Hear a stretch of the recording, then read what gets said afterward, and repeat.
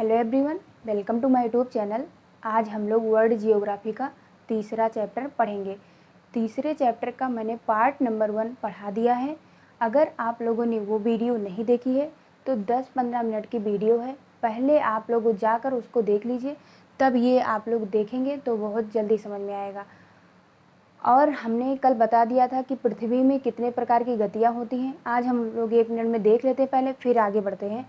कल की समरी मैं बता दे रही हूँ कि कल जो है मैंने बताया था, जो पृथ्वी की गतियाँ चैप्टर में ही मैंने बताया था कि पृथ्वी में 2 प्रकार की गतियाँ पाई जाती हैं। एक होता है घूर्णन गति और एक परिक्रमण गति। घूर्णन जो गति होती है उसी को हम दैनिक गति भी बोलते हैं और किस नाम से जानते हैं, परिभ्रमण गति से। घूर्णन गति जो है, पृथ्वी जब अपने अक्ष पर, अपने धुरी पर घूमती है, जैसे लट्टू घूमता है, उसे हम घूर्णन गति कहते हैं। और परिक्रमण गति क्या होता है, जब पृथ्वी अपने अक्ष पर घूमते हुए सूर्य का ऐसे चक्कर लगाती है, मतलब अपने इस पे धुरी पर घूमते हुए और सूर्य का चक्कर लगाती है, तब उसे क्या कहते हैं, परिक्रमण गति। मैंने ये भी बताया था कि घूर्णन गति जो, उसे दैनिक गति क्यों कहते हैं, क्योंकि वो एक दिन में चक्कर पूरा कर लेती है, मतलब 24 घंटे में पूरा कर लेती है। 24 घंटे को हम एक दिन कहते हैं और दिन का मतलब दैनिक गति। मैंने परिक्रमण गति बताया था कि जब पृथ्वी अपने धुरी पर घूमते हुए सूर्य का एक चक्कर पूरा कर लेती है तो उसे हम परिक्रमण गति कहते हैं। और जब एक चक्कर पूरा कर लेती है तब हम उसे क्या बोलते हैं कि 365 दिन में एक चक्कर पूरा करती है। ये सब चीज़ें मैंने बता दिया था। मैंने ये भी बताया था कि अगर सूर्य है, मान लीजिए पृथ्वी सूर्य का चक्कर नहीं लगाती है, पृथ्वी मान लीजिए स्थिर है और ना ही वो 23.5 डिग्री पे झुकी है और ना ही धुरी पर घूम रही है और ना ही परिक्रमण गति कर रही है। यानी मैंने उसको फुटबॉल मान के बताया था कि अगर मान लीजिए पृथ्वी स्थिर हो तब सूर्य की किरणें जो है पृथ्वी के केवल मतलब आगे भाग पर ही सूर्य की रोशनी पड़ेगी, जिससे पृथ्वी के केवल आगे भाग पर ही जो है प्रकाश होगा, जिससे पूरे पृथ्वी पर जीवन संबंधित जो गतिविधियाँ होती हैं नहीं पाई जाती। मतलब पृथ्वी के आधे भाग पर ही जो है जीवन संबंधित जितनी भी घटनाएं या जीवन जीने के लिए जो अनुकूलतम स्थितियां होती हैं वो पृथ्वी के आगे भाग पर ही पाया जाता। लेकिन ऐसा नहीं है, क्योंकि पृथ्वी हमारी जो है वो क्या करती है, मतलब अपने घूर्णन अक्ष पर घूमते हुए भी परिक्रमण गति करती है। इसलिए पृथ्वी पर जीवन संबंधित जितनी भी परिकल्पनाएं होती हैं वो सब संबंधित मतलब है, जैसे कि हम लोग इसीलिए जिंदा है, नहीं तो नहीं होते अगर इतनी सारी चीज़ें नहीं होती तो। अब हम लोग देखते हैं कि पृथ्वी में जो है गति, दिन रात गति कैसे होती है और मौसम परिवर्तन कैसे होता है, इसके बारे में हम लोग जानते हैं। तो मैंने ये फिगर ड्रा कर दिया है पहले से ही कि टाइम का मतलब वैल्यू समझते हुए मैंने ये जो है फिगर बनाया हुआ है। बीच में मैंने सन बनाया है, मतलब सूरज, और ये मैंने पृथ्वी बनाया है। पृथ्वी, ध्यान रखिए कि मैंने ये 4 पृथ्वी नहीं बनाई है, एक ही पृथ्वी। यानी कि पृथ्वी जब सूर्य का चक्कर लगाती है तब जब यहाँ पे होती है तब उसकी स्थिति कैसी होती है, और जब सूर्य के जो है दक्षिण में आ जाती है तब उसकी स्थिति क्या होती है, और जब इधर पहुँच जाती है चक्कर लगाते हुए तब उसकी स्थिति कैसी होती है, और जब पृथ्वी जो है चक्कर लगाते हुए जब सूर्य के ऊपर पहुँच जाती है, मतलब कि उत्तर में, तब सूर्य की किरणें कैसे पड़ती हैं, इसके बारे में मैं विस्तृत चर्चा करूंगी। इसके पहले मैं फिगर आपको समझा दूं जिससे कोई कठिनाई ना हो।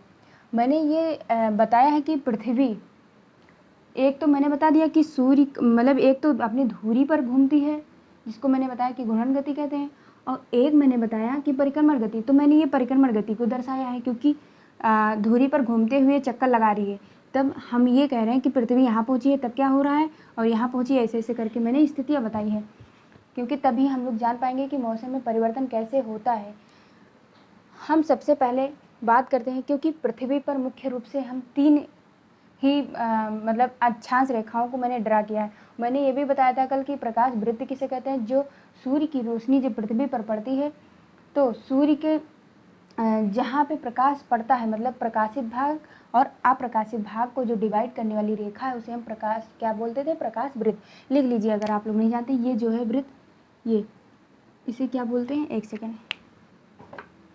इसे हम लोग कहते हैं, बहुत लोग की डिमांड थी कि हम बड़ा लिखें तो आज से हम बड़ा लिखेंगे। इसको क्या बोलते हैं, प्रकाश वृत्त। सारे फिगर में मैं ऐसे नहीं बनाऊंगी, केवल एक ही में मैंने लिख दिया है। अब ये प्रकाश वृत्त जो है, ये प्रकाश को मतलब जो पृथ्वी पर प्रकाश पड़ता है तो उसको 2 भागों में बांट देता है, इसका यही काम है। हमने ये फिगर जो ड्रा किया है इसमें मैंने बताया कि ये जो ऊपर का मतलब ये 0 डिग्री, लिख लीजिए, ये 0 डिग्री इक्वेटर, मतलब 0 डिग्री इक्वेटर को मैंने क्या बताया था कि क्या कहते हैं, इसको हम विषुवत रेखा भी बोलते हैं और क्या बोलते हैं, भूमध्य रेखा भी बोलते हैं और 0 डिग्री अक्षांश रेखा भी बोलते हैं। विषुवत रेखा इधर होता है और विषुवत रेखा के उत्तर में 23.5 डिग्री उत्तर में हम उसको बोलते हैं कर्क रेखा। अब लिखने की कोई ज़रूरत नहीं है, अगर लिखना चाहे तो लिख लीजिए। 23.5 डिग्री 0 डिग्री के जो उत्तर में है उसे हम क्या कहते हैं, कर्क रेखा। और अगर बात करें कि यहाँ पे जो ऐसे से एक रेखा खींच दीजिए 0 डिग्री से दक्षिण में 23.5 डिग्री, उसे हम कहते हैं मकर रेखा। क्योंकि यहाँ पे 2 ही इम्पोर्टेंट है तो इसलिए हम 2 ही ड्रा किए हैं। और ये मैंने बता दिया कि प्रकाश वृत्त है, और मैंने ये बताया है कि ये जो सूर्य की रोशनी है जब पृथ्वी यहाँ पर है, मतलब इस स्थिति में जब जो है पृथ्वी परिक्रमा करती है, जब यहाँ पर पहुँचती है तब क्या होता है, पृथ्वी पर सूर्य की किरणें जो है वो कर्क रेखा पर जो है लंबवत पड़ती हैं। अब जब सूर्य की किरणें कर्क रेखा पर लंबवत पड़ती हैं तब क्या होता है, और ये जान लीजिए कि ये जो 0 डिग्री है, जैसे हम ये आपको यहाँ बना के दिखा दें, ये जो होता है 0 डिग्री अक्षांश, इसके उत्तर में मतलब 0 डिग्री से उत्तर में ध्रुव तक जो होता है उसे क्या बोलते हैं, इसको बोलते हैं उत्तरी गोलार्ध, और इसको इधर जो नीचे का है इसे हम दक्षिणी गोलार्ध बोलते हैं। ठीक है, तो यही है कि 0 डिग्री से ऊपर जो नॉर्थ पोल है वहाँ तक हम बोलते हैं उत्तरी गोलार्ध, और 0 डिग्री से जो साउथ पोल है उसे हम क्या बोलते हैं, दक्षिणी गोलार्ध। क्योंकि जो सूर्य की किरणें हैं, मतलब सूर्य का जो सन है, इसका जो प्रकाश है, लाइट है, वो उत्तरी गोलार्ध में ज़्यादा पड़ती हैं। मतलब उत्तरी गोलार्ध में देखिए ये इतना जो है, ये ध्यान रखिए, यहाँ से एक सेकंड, ये देखिए ये 0 डिग्री है, ये 0 डिग्री से लेकर यहाँ तक ये इतना उत्तरी गोलार्ध हो गया। तो मैंने क्या बताया कि सूरज की किरणें, जो सूर्य की किरणें हैं वो उत्तरी गोलार्ध में ज़्यादा पड़ रही हैं जब यहाँ पे पृथ्वी है तब। और जब उत्तरी गोलार्ध में सूर्य की किरणें अधिक पड़ रही हैं तब क्या होगा कि उत्तरी गोलार्ध में सूर्य की किरणें अधिक पड़ने से, लंबवत पड़ने से, या कर्क रेखा पे ज़्यादा, मतलब कर्क रेखा पे लंबवत पड़ती है, तब उत्तरी गोलार्ध में जो है दिन की लंबाई बढ़ती है। क्या होता है, दिन की लंबाई बढ़ती है।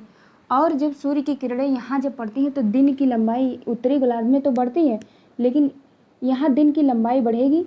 और ये देख लीजिए और बना दें, ये तो क्या हमने बताया कि दिन की लंबाई तो बढ़ रही है, ये सब अक्षांश रेखाएं ही हैं, तो दिन की जो है लंबाई बढ़ रही है और रात की लंबाई क्या है, घट रही है। यानी जब सूर्य की किरणें कर्क रेखा पर लंबवत पड़ती हैं तब उत्तरी गोलार्ध में, उत्तरी गोलार्ध में दिन की लंबाई बढ़ेगी और रात की लंबाई घटेगी। ये देखिए दिन की लंबाई, देखिए एक सेकंड, ये ऐसे से आप कर लीजिए अगर दिक्कत हो आपको। तो देखिए दिन की लंबाई बढ़ रही है कि नहीं, और ये रात की लंबाई घट रही है। इसके विपरीत में सूर्य की किरणें जब कर्क रेखा पर लंबवत पड़ती हैं तब दक्षिणी गोलार्ध, ये देखिए यहाँ से यहाँ तक, दक्षिणी गोलार्ध में दिन की लंबाई देखिए घट रही है कि नहीं, ये ऐसे ऐसे करिए, दिन की लंबाई घट रही है और रात की लंबाई बढ़ रही है। अब हम बात करें कि ये नॉर्थ पोल है और ये साउथ पोल। मैंने बताया था कल पृथ्वी सीधे नहीं घूमती है। पृथ्वी क्या है, मान लीजिए कि ये पृथ्वी है, पृथ्वी यहाँ गोल गोल, मतलब कोई राड लगा दीजिए तरबूज में या कद्दू में, तो क्या होता है पृथ्वी जो है ये ऐसे राड लगा दीजिए तो क्या होता है पृथ्वी इस तरह घूम रही है। देखिए ये पृथ्वी है, ये पोल है, तो ये पृथ्वी ऐसे ऐसे घूम रही है, इस तरह ध्यान रखिएगा, पृथ्वी ऐसे घूम रही है। क्यों, क्योंकि ये नॉर्थ पोल है, ये साउथ पोल है। पृथ्वी ऐसे घूम रही है जैसे कि पतंग जिसमें जो डोर लपेटा नहीं जाता है, आप उसको ध्यान रखिए कि ऐसे पृथ्वी एकदम से ऐसे घूम रही है। तो इस तरह मतलब पश्चिम से पूर्व की तरफ चक्कर लगा रही है। लेकिन क्या होता है कि ये देखिए, ये नॉर्थ पोल साउथ पोल, तो इस स्थिति में नॉर्थ पोल तो प्रकाश, मतलब इस पे प्रकाश पड़ता है, हमेशा पड़ता है, लेकिन जो साउथ पोल है वो क्या हो जाता है, उस पर अंधेरा रहता है। तो क्या होगा कि जब सूर्य की किरणें कर्क रेखा पर लंबवत पड़ेंगी, उस स्थिति में नॉर्थ पोल पर तो जो है प्रकाश रहेगा, लेकिन साउथ पोल जो है वो प्रकाश विहीन हो जाएगा। इसलिए यहाँ ध्रुव पे जो है, ये जो साउथ पोल ध्रुव है, जो साउथ पोल है, वहाँ पे 6 महीने की रात होगी और यहाँ पे 6 महीने बिल्कुल प्रकाश रहेगा, दिन रहेगा। तो एक बार फिर से चार्ट में देख लीजिए कि जब सूर्य की किरणें कर्क रेखा पर लंबवत पड़ती हैं, उस स्थिति में उत्तरी गोलार्ध में प्रकाश ज़्यादा पड़ता है, इसलिए उत्तरी गोलार्ध में जो है दिन की लंबाई बढ़ती है और रात की लंबाई घटती जाती है। लेकिन इसके विपरीत में दक्षिणी गोलार्ध में दिन की लंबाई घटती है और रात की लंबाई बढ़ती है। अब हम बात करते हैं, ये जो सूर्य की रोशनी पड़ रही है वो 21 जून को, मतलब 21 जून को हमारा जो, देख लीजिए हमारा भारत कहाँ आता है। जैसे कि ये हमारा भारत जो है कर्क रेखा भारत से जो है भारत के 8 राज्यों से होकर गुजरती है, तो हमारा भारत ये ऐसे आता है, मतलब उत्तर और पूर्व में आता है, पूर्वोत्तर में। तो हमारा भारत ये, अगर ना जान पाइए तो हम यहाँ बना के दिखाई दे रहे हैं, एक सेकेंड देख लीजिए, क्योंकि अगर फिगर से आप लोग जल्दी जान जाएंगे। जैसे हमने क्या बताया, ये 0 डिग्री इक्वेटर हो गया, और ये मैंने क्या बताया था, 0 डिग्री देशांत, वो बताया था क्या, देशांतर रेखा। और मैंने क्या बताया कि कर्क रेखा ये, मतलब 0 डिग्री से उत्तर की तरफ 23.5 डिग्री रख लीजिए यहाँ पे। तो हमारा भारत कहाँ पे आता है, ये ऐसे बना लीजिए,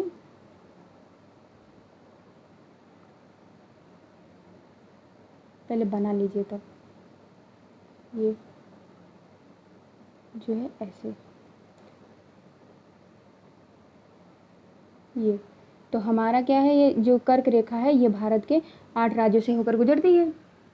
ये तो हमारा भारत यहाँ आता है। अब मैंने बताया कि भारत यहाँ आता है, तो सूर्य की किरणें जब पड़ रही हैं तब यहाँ पे क्या होगा, दिन की लंबाई अधिक होगी और रात की लंबाई जो है कम होगी। तो इस स्थिति में 21 जून को उत्तरी गोलार्ध में जो है सबसे लंबा दिन पाया जाता है। ये क्वेश्चन आता है। अब हम बात करें कि जो पृथ्वी है ये सूर्य का चक्कर लगाते लगाते जब यहाँ पहुँचती है इस स्थिति में, तब क्या होता है, सूर्य जो है वो दक्षिणायन होने लगता है। मतलब पहले उत्तर में प्रकाश की किरणें पड़ रही थी, अब जो है ये दक्षिणायन हो रहा है।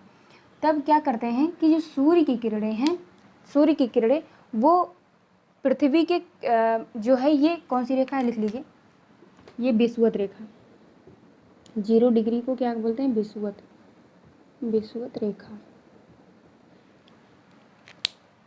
तो मैंने क्या बताया, जब पृथ्वी चक्कर लगाते हुए इस स्थिति में पहुंचती है तब सूर्य की किरणें विषुवत रेखा पर लंबवत पड़ती हैं। एक तो यहाँ पृथ्वी जब यहाँ पहुंचती है तब जो है सूर्य की जो किरणें हैं वो क्या लंबवत पड़ती हैं, किस पे, 0 डिग्री इक्वेटर पर। लेकिन जब पृथ्वी यहाँ पहुँच जाती है तब भी 0 डिग्री पर ही जो है क्या सूर्य की किरणें लंबवत पड़ती है। यानी कि 2 जगह, मतलब पृथ्वी जब यहाँ पे है तब सूर्य की किरणें जो हैं विषुवत रेखा पर लंबवत पड़ती हैं, और जब यहाँ पे पृथ्वी चक्कर परिक्रमण करते हुए पहुँचती है तब 0 डिग्री जो है पर जो है प्रकाश की जो सूर्य की किरणें हैं वो लंबवत पड़ती हैं। ऐसी स्थिति में क्या होता है कि सूर्य की किरणें दोनों जगह पे जब लंबवत पड़ती हैं तब उत्तरी गोलार्ध और दक्षिणी गोलार्ध में दिन और रात बराबर होते हैं। मतलब दिन 12 घंटे का होता है और रात भी 12 घंटा की। अब ये क्वेश्चन आता है कि कौन सा ऐसा देश है जो मतलब 12 घंटे का रात और 12 घंटे का दिन होता है। तो क्या होता है, एक देश है अफ्रीका महाद्वीप। अफ्रीका महाद्वीप जान लीजिए ऐसे है, पूरे विश्व में 7 कंटिनेंट हैं पूरे पृथ्वी पर, उसमें एक ऐसे, उसका आकार कुछ ऐसे है, ये अफ्रीका महाद्वीप है। अफ्रीका महाद्वीप में एक आता है ऐसे कांगो महाद्वीप, यहाँ पे बीच में, ये समुद्र से थोड़ा, यहाँ पे एक समुद्र है उससे टच है। तो कांगो आता है, कांगो देश, रिपब्लिक ऑफ कांगो। और कांगो के जो इस टाइम राष्ट्रपति हैं, ध्यान रखिए कौन है, डेविड नहीं, डेविस है शायद, डेविस सासाऊ नूसो। कौन है, अजीब नाम है, डेविस ससाऊ नूसो, राष्ट्रपति हैं इस टाइम। तो मैंने क्या बताया कि जो कांगो है, कांगो देश है, ये साउथ अफ्रीका का है। कांगो जो अफ्रीका महाद्वीप में एक देश है, मतलब कांगो। और ये कांगो की बात करें तो ये अफ्रीका महाद्वीप का तीसरा सबसे बड़ा देश है। इसके राष्ट्रपति हैं डेविस ससाऊ नूसो। तो जो कांगो देश है, यहाँ पे 12 घंटा दिन और 12 घंटा रात, ये ऐसा देश है। तो मैंने ये बता दिया कि विषुवत रेखा पर जब इस स्थिति में मैंने ये बताया कि जब विषुवत रेखा पर लंबवत किरणें पड़ती हैं सूर्य की, तब क्या होता है, उस समय जब बराबर दिन रात हो जाते हैं विषुवत रेखा पे दक्षिणी गोलार्ध और उत्तरी गोलार्ध में, तब इसी को हम बोलते हैं, क्या बोलते हैं, यहाँ पे लिख लीजिए, शरद विषुव।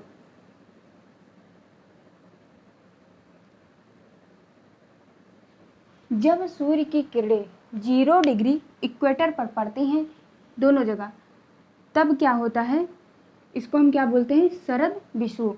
मतलब बसंत का मौसम आ जाता है, जब सूर्य की किरणें जो है दक्षिणी गोलार्ध और उत्तरी गोलार्ध दोनों में समान पाई जाती है, बराबर।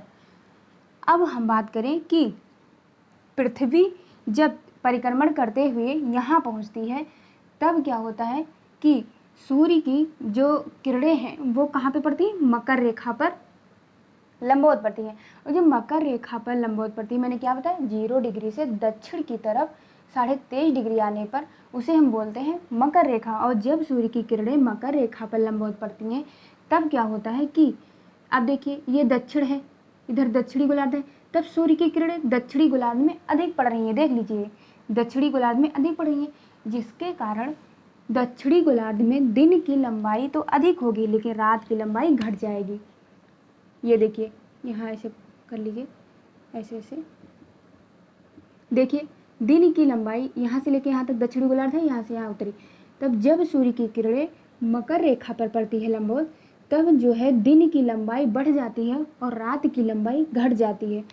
केवल प्रकाश वृत्त जो है वो केवल 0 डिग्री इक्वेटर को ही बराबर भागों में बांटता है। इसलिए जो 0 डिग्री इक्वेटर में जो देश होते हैं, वहाँ पे जो है बराबर रात, मतलब 12 घंटे रात और 12 घंटे दिन होता है। बाकी सभी पूरे पृथ्वी पर जो है दिन की लंबाई और रात की लंबाई में अंतर पाया जाता है। इसीलिए मैंने पढ़ाया था दिन रात में अंतर कैसे होता है, और मैंने बताया मौसम परिवर्तन कैसे होता है, कैसे जो है विषुवत रेखा पे कैसे बसंत ऋतु है, ये सब मैंने बता दिया। जब मकर रेखा पे मान लीजिए, जब ये किरणें मकर रेखा पर पड़ रही हैं, तब दिन की लंबाई दक्षिणी गोलार्ध में बढ़ रही है, देखिए बढ़ रही है। और अब तब क्या होता है, साउथ पोल जो होता है प्रकाशित रहता है, नॉर्थ पोल जो है अंधेरे में चला जाता है। और जब सूर्य की किरणें मकर रेखा पे पड़ती हैं, तब क्या होता है, दिन की लंबाई बढ़ रही है, देखिए रात की लंबाई घट रही है।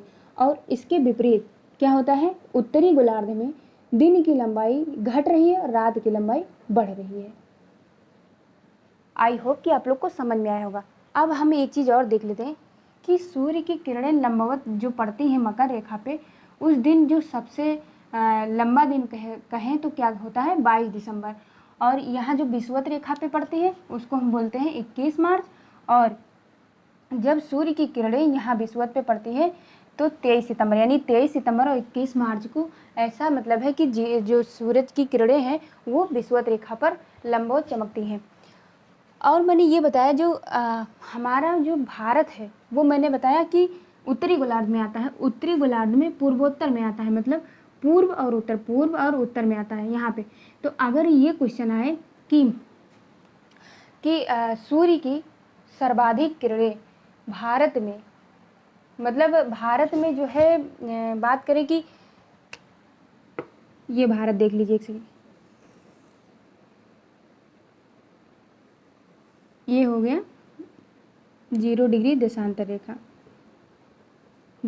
रेखा, और ये 0 डिग्री इक्वेटर या अक्षांश रेखा मान लीजिए, अक्षांश रेखा। हमारा भारत ये कर्क रेखा है, ये ऐसे भारत मान लीजिए, यहाँ पे ऐसे ये, तो हमारा भारत यहाँ आता है। और मैंने क्या बताया कि ये वाली पृथ्वी को लेकर चलिए, तो यहाँ पे हमारा भारत आता है। तो इस दिन जो है 21 जून को सूर्य की किरणें जो है लंबवत चमकती हैं। तो सबसे लंबा दिन अगर कहें कि भारत में कब होगा, तो वो कब होगा, 21 जून को। तो ये हो गया दिन रात और मौसम परिवर्तन। एक बार फिर से समरी देख लीजिए 2 मिनट में। मैंने बताया कि जो पृथ्वी अपने अक्ष पर मान लीजिए घूमती है, अपने धुरी पर घूमती है, उसे हम क्या कहते हैं, दैनिक गति, परिभ्रमण गति, या उसी को क्या बोलते हैं, जो है घूर्णन गति। और एक मैंने गति बताई कि जब अपने अक्ष पर पृथ्वी घूमते हुए जो है सूर्य का चक्कर लगाती है, परिक्रमण करती है, तो उसे हम कहते हैं परिक्रमण गति। अब मैंने बताया कि जब पृथ्वी परिक्रमण करती हुई जब सूर्य के चारों तरफ जाती है, उसकी स्थितियां बताई, कैसे दिन रात में अंतर होता है। तब मैंने क्या बताया कि जब है सूर्य की किरणें जब कर्क रेखा पर लंबवत पड़ती हैं, तब जो है उत्तरी गोलार्ध में दिन की लंबाई बढ़ती जाती है और रात की लंबाई घटती जाती है। इसके विपरीत में दक्षिणी गोलार्ध में होता है। और जब सूर्य की किरणें विषुवत पर लंबवत पड़ती हैं, तब क्या होता है, पूरे पृथ्वी पर 12 घंटे के दिन और 12 घंटे की रात पाई जाती है। और तब इस स्थिति को हम क्या बोलते हैं कि जो है क्या बोलते हैं, मैंने बताया कि बसंत ऋतु आ जाता है उस समय, मतलब उसको शरद विषुव भी बोलते हैं। और फिर मैंने बताया कि जब सूर्य की किरणें मकर रेखा पर पड़ती हैं, तब क्या होता है कि दक्षिणी गोलार्ध में दिन की लंबाई बढ़ती जाती है और रात की लंबाई घटती है। इसके विपरीत में उत्तरी गोलार्ध में होता है। और मैंने क्या बताया कि जब मान लीजिए यहाँ सूर्य की किरणें पड़ रही हैं, तो यहाँ पे 2 दिन होगा, मतलब यहाँ पे ग्रीष्म ऋतु पाया जाता है। और यहाँ पे जब नॉर्थ पोल पे सूर्य की किरणें नहीं पड़ती हैं, तब यहाँ पे क्या हो जाता है, शीत ऋतु पाया जाता है। सेम टू सेम इधर ऐसे होगा कि जब सूर्य की किरणें यहाँ पे कर्क रेखा पर लंबवत पड़ती हैं, तब इस स्थिति में नॉर्थ पोल जो है वो ग्रीष्म ऋतु वाला होता है, और जो साउथ पोल होता है वहाँ पे शीत ऋतु पाई जाती है। तो ये मैंने बता दिया कि पूरे पृथ्वी पर जो है वो समान लंबाई और समान जो है रात नहीं पाई जाती है, और ये चेंज हुआ करता है। केवल विषुवत रेखा पे ही जो देश स्थित है उस पे ही जो है दिन रात की लंबाई मतलब बराबर रहती है। तो आई होप कि आप लोग को ये लेक्चर पसंद आया होगा। प्लीज़ अगर ये लेक्चर पसंद आए तो आप लोग लाइक करिए, कमेंट करिए और सब्सक्राइब करिए। तो नमस्कार, कल फिर मिलते हैं।